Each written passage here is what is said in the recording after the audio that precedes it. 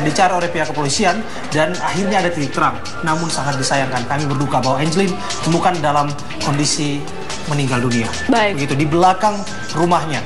Dan kita akan langsung saja mencoba untuk mengontak Kapolda Bali, Irjen Pol Roni F. Sompi yang sudah bersama dengan kita di sambungan telepon. Ya, selamat siang, Pak Roni. Kapolda. Selamat siang Mbak Dewi, ya. Selamat siang Brother Abraham Silaban. Ya, Pak Roni, kami mendengar kabar ini cukup mengkhawatirkan dan turut berduka tentunya.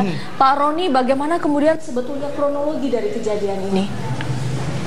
Ya, jadi gini Mbak Dewi, pertama tentu saya atas nama keluarga besar Polda Bali menyatakan rasa duka yang sangat dalam atas ditemukannya adik kita, Angelin, dalam keadaan sudah menjadi mayat atau jenazah pada sekitar jam 11.30 tadi pagi di belakang rumah tempat kediaman adik kita yang selama hidupnya bersama-sama dengan ibu angkatnya, Ibu Margaret. Jadi berkaitan dengan hasil temuan yang belakangan di mana ada beberapa menteri ya kabinet kerja kita yang juga datang berkunjung kemudian ditolak ya. Akhirnya kita melihat bahwa ada hal yang sangat mencurigakan dari pemilik rumah. Maka setelah kita melakukan hasil pemeriksaan di rumah tersebut 2 kali, kita belum puas untuk melakukan kembali, dan tadi pagi anggota kami arahkan untuk melakukan pemeriksaan baik di rumah maupun di luar rumah, di dalam area halaman ataupun juga di luar area halaman, dan ternyata mereka menemukan ada tanah di bawah pohon pisang, tidak beraturan, ditutup dengan sampah. Nah, itu letaknya di belakang kandang-kandang ayam di halaman belakang rumahnya.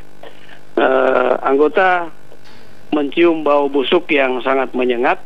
Akhirnya diputuskan untuk menggali sedalam setengah meter, menemukan bungkusan dengan kain, ada jenazah di dalamnya.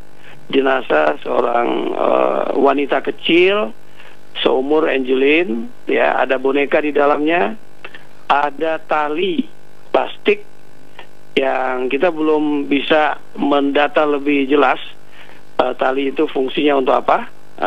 Jenazah setelah kita lakukan identifikasi awal, kemudian kita serahkan kepada dokter forensik untuk dilakukan otopsi di Rumah Sakit Sanglah Denpasar. Sementara kita terus melakukan upaya pemeriksaan di lokasi kejadian dengan laboratorium forensik, juga identifikasi untuk menemukan jejak-jejak penanggung jawab kematian Angelin yang ditanam di belakang rumah dari Bu Margaret. Begitu Mbak Dewi. Ya. Baik, Pak Kapolda, kita cukup prihatin atas apa yang terjadi seperti ini. Namun kita ingin mengetahui kembali ketika pihak kepolisian menggali seperti apa kondisi jenazah dari Angelin. Apakah ditemukan tanda-tanda kekerasan? Sementara ini kita melihat jenazah masih utuh ya. Namun bagaimana kondisi jenazah yang lebih rinci tentu kami akan menyerahkan sepenuhnya kepada dokter forensik yang sudah membantu kami untuk melakukan otopsi. Jadi sampai saat ini kita belum bisa memberikan penjelasan secara rinci tentang kondisi jenazah.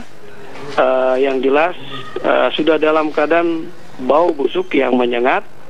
Ada boneka kecil bersama-sama jenazah. Warna kain yang menjadi pembungkus juga warna terang ya, warna aslinya apakah putih atau krem ini kami belum terlalu jelas, tapi warna terang ya, sudah bercampur dengan warna tanah ya, Brother Abraham. Demikian. Ya. Pak Kapolda, artinya kita juga saat ini masih menunggu bagaimana kemudian dengan hasil otopsi. Kapan kira-kira hasil otopsi ini bisa kemudian diketahui sehingga akan ada titik terang? Apa yang menjadi penyebab kematian dari Angelin?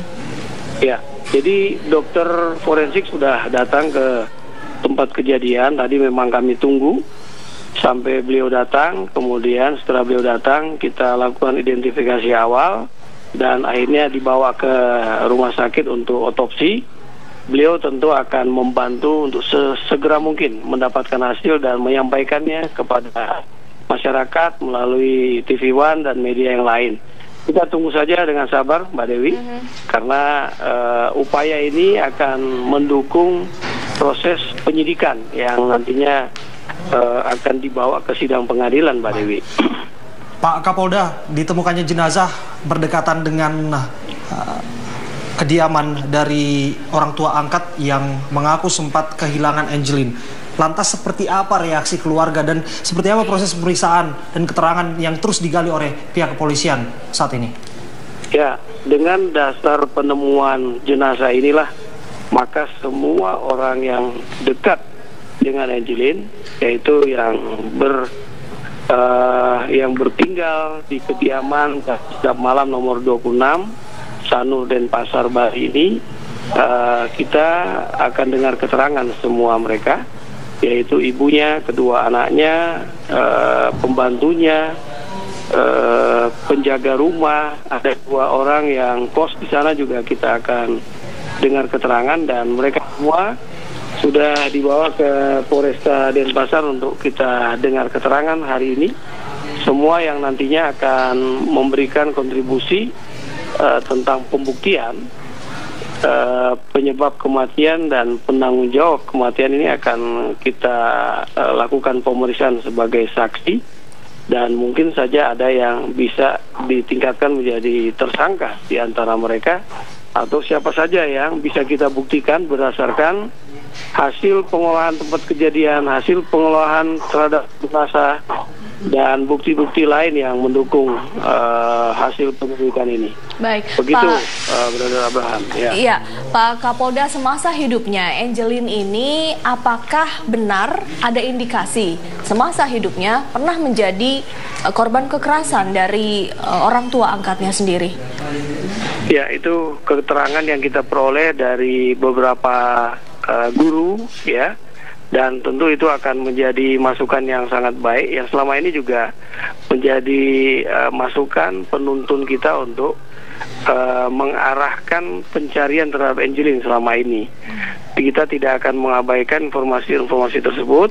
Nanti hasil otopsi yang akan dilakukan dokter juga kita akan mintakan apakah bisa membuktikan tentang hal-hal tersebut, ya, sehingga hal ini akan bisa menjadikan dasar untuk penempatan pasal pidana yang bisa kita persangkakan terhadap penanggung jawab kematian Angelin, anak kita yang selama ini kita cari. Begitu, Mbak Dewi. Ya.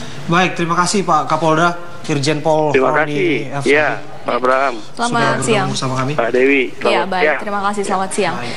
Kita turut prihatin atas apa yang terjadi, sangat tentu saja disayangkan begitu ya, ketika informasi yang beredar Angelin hilang dan semua pihak mencari, bahkan ada 2 menteri waktu itu yang turun langsung ke Bali untuk mengecek apakah benar Angelin hilang, di mana keberadaannya, mencari informasi begitu, dan hingga saat ini pun kita mendapatkan titik terang bahwa Angelin ditemukan dalam kondisi tidak bernyawa. Sudah tidak bernyawa dan ditemukan tidak jauh dari rumah orang tua angkatnya. Kita berharap bahwa pelaku harus ditindak secara hukum. Semoga segera ada titik terang begitu ya.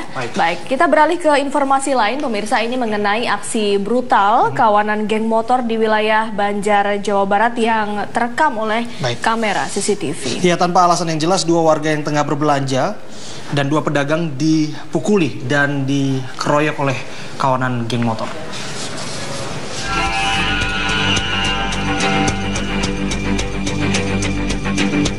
Dari rekaman kamera pengintai atau CCTV milik sebuah minimarket di Jalan Perempatan Jarum, Banjar, Jawa Barat, Rabu dini hari tadi, sekitar 10 orang kawanan geng motor yang tengah mengeroyok beberapa orang yang berada di depan minimarket tersebut. Bahkan salah satu pengunjung minimarket dikeroyok beberapa kali oleh anggota geng motor ini. Seolah belum puas, kawanan geng motor itu terus memukuli korban meski melarikan diri ke dalam minimarket. 2 orang pedagang yang hendak melerai pemukulan dan pengeroyokan juga ikut menjadi korban dikeroyok kawanan geng motor yang datang menggunakan 2 sepeda motor dan 1 mobil minibus Daihatsu Veroza warna biru tua. Usai melakukan aksi di minimarket, kawanan geng motor juga melakukan penganiayaan terhadap seorang supir truk beserta keneknya di Taman Kota Banjar, Jawa Barat.